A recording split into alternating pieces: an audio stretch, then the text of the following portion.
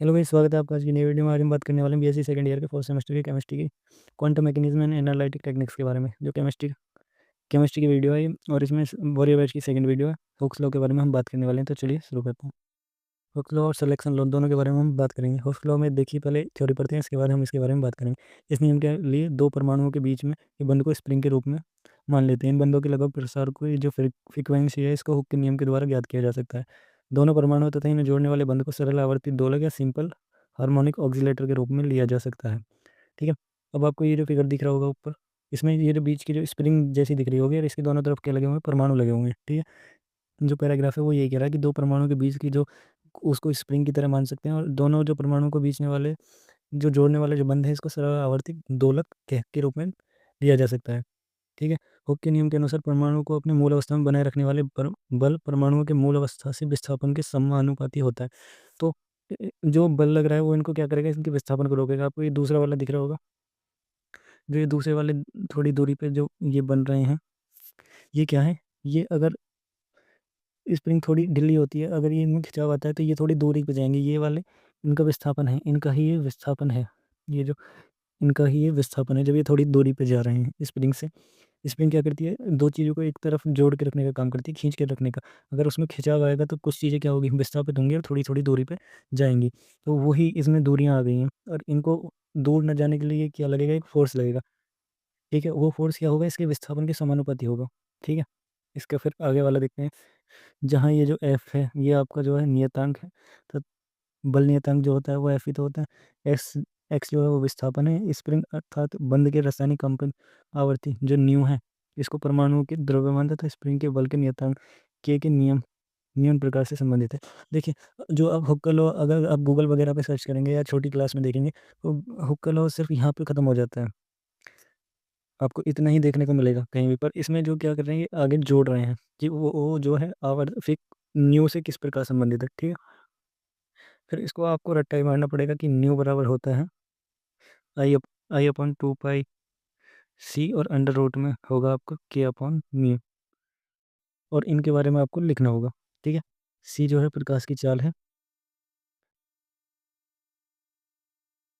सी जो है प्रकाश का वेग है, इसके बारे में लिख देंगे। M1 व M2 इन दोनों का मास है। ये जो हमारे परमाणु थे, जो मैंने आपको दिखाए थे, ये दोनों जो परमाणु थे वहाँ पर, इन दोनों का M1 और M2 क्या है, इन दोनों का मास है। ठीक है। म्यू आप निकाल ही सकते हैं, पहले M1 M2 की गुणा कर देंगे और फिर M1 M2 को प्लस कर देंगे। ठीक है। ये आपको दिखाना होगा वहाँ पे। फिर यहाँ से चालू करेंगे कि सामान्य द्रव्यमान जितना कम होगा, अर्थात परमाणु अवयव जितने छोटे होंगे, कंपित आवृत्ति उतनी ही अधिक होगी। जितने छोटे जो परमाणु होंगे, आवृत्ति क्या है, इतनी ही ज़्यादा होगी। और बल नियतांक जितना अधिक होगा, जो बल नियतांक एफ, जो बल है वो जितना अधिक होगा, कंपित आवृत्ति उतनी ही अधिक होगी।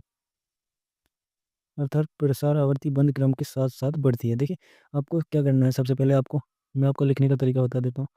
सबसे पहले आपको हुक का नियम डालने के बाद आपको हुक के नियम के बारे में बता देना है। हुक सबसे पहले आप इसी से याद करेंगे, एफ बराबर एक्स से आपको बहुत सारी चीज़ें याद हो जाएंगी। और आप अगर इस फिगर को देख लेंगे तो आपको इस फिगर से और ज़्यादा क्लियर हो जाएगा कि लिखना क्या है। लिखना आपको इतना ही है कि दो परमाणु मानते हैं जिनके बीच में एक स्प्रिंग होती है। ठीक है। वो स्प्रिंग क्या करती है, वो इन दोनों को एक जगह रखने का काम करेगी, और रखने का काम करेगी तो एक बल लगाएगी, जो बल उनके विस्थापन के बराबर होगा। ठीक है। और इस ये जो रिंग है जो दोनों को बनाए रखती है, इसको सरल आवर्ती दोलक कहते हैं। ठीक है। और जब इनको, जो बल है वो उनके विस्थापन को रोकेगा, तो बल क्या होगा, एच बल होगा एफ, और जो विस्थापन होगा वो होगा एक्स। ठीक है। और जो इनका जो नियतांक आएगा, ठीक है, वो क्या होगा, माइनस के। ठीक है। इतना ही आपको याद रखना है। इसके बाद आपको इनसे जो न्यू है, न्यू का कंपेयर कर देना है, और उसके बाद इनके बारे में, जो जैसे हमारा के है, के बारे में आपको बता देना कि ये बल नियतांक है। इसके बाद आपको पाई के बारे में आपको बताना ही नहीं है। अगर आप लिख के आना चाहें तो लिख के आ सकते हैं। सी जो हमारे प्रकाश का वेग है उसके बारे में बता देना है। और हमारा जो म्यू है उसके बारे में आपको बता देना कि M1 और M2, और M1 और M2 लिखेंगे तो उनके बारे में आपको लिख देना है कि M1 M2 जो है वो दोनों जो परमाणु का जो है द्रव्यमान है। और इसके बाद आपको बता देना है कि जितना द्रव्यमान कम होगा उतनी ही आवर्ती ज़्यादा होगी, और जितना बल नियतांक जितना अधिक होगा, प्रसार आवर्ती बंद क्रम के साथ साथ बढ़ती जाएगी। ठीक है। ये दोनों आपको याद रखने हैं। कहते हैं जब किसी द्विध्रुवीय बंध में खिंचाव होता है तो उसके इलेक्ट्रॉन में विभिन्न प्रकार के परिवर्तन हो जाते हैं। आप जानते हैं, जब उनके द्विध्रुव बंध जो होता है उसमें एक प्लस और एक माइनस होगा, जब उसमें खिंचाव होगा तो उनके इलेक्ट्रॉनों में भी परिवर्तन हो जाता है, परिणाम स्वरूप द्विध्रुव आघूर्ण में परिवर्तित हो जाता है। ठीक है, द्विध्रुव आघूर्ण में यह परिवर्तन अवरक्त विकिरण से ऊर्जा को अवशोषित कर लेता है, अतः क्रिया तभी हो सकती है जब किस कंपन एक सिरे का द्विध्रुव दूसरे सिरे के द्विध्रुव आघूर्ण से भिन्न हो। अगर आप समझना चाहें तो इसमें ये समझ सकते हैं कि द्विध्रुव से ही समझने का प्रयास करें तो ठीक है। इसमें एक प्लस होगा एक माइनस होगा, तो इसका जो दूसरे से जब बनेगा, जब इसका जो सिरा है वो इससे भिन्न हो, यानी इधर प्लस हो और इधर माइनस हो। ठीक है, ऐसे नियम जो यह निर्धारित करते हैं कि कंपन किसी विशेष प्रकार के स्पेक्ट्रम के लिए प्रभावी होगा या नहीं, अवरक्त स्पेक्ट्रम के लिए नियम के रूप में जाने जाते हैं। जो ये नियम है सिलेक्शन लॉ, यही निर्धारित करते हैं कि कंपन किसी विशेष प्रकार के स्पेक्ट्रम के लिए प्रभावी है या नहीं। ठीक है, इस स्पेक्ट्रम के लिए चयन नियम यह है कि अवशोषण के लिए केवल वही कंपन प्रभावी होगा जो समकेंद्रित नहीं है। ठीक है, जो समकेंद्रित नहीं होगा वही स्पेक्ट्रम के लिए प्रभावी होगा। कंपन के प्रकार केंद्रित सम्मति जो होगा वो निष्क्रिय होगा, और केंद्रित सम्मित नहीं होगा तो वो होगा सक्रिय। ठीक है, इसी बारे में बात करनी थी।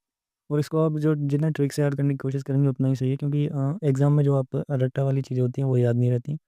तो ट्रिक से याद करने की कोशिश करें, अपने दिमाग में एक इमेजिनेशन बनाने की कोशिश में।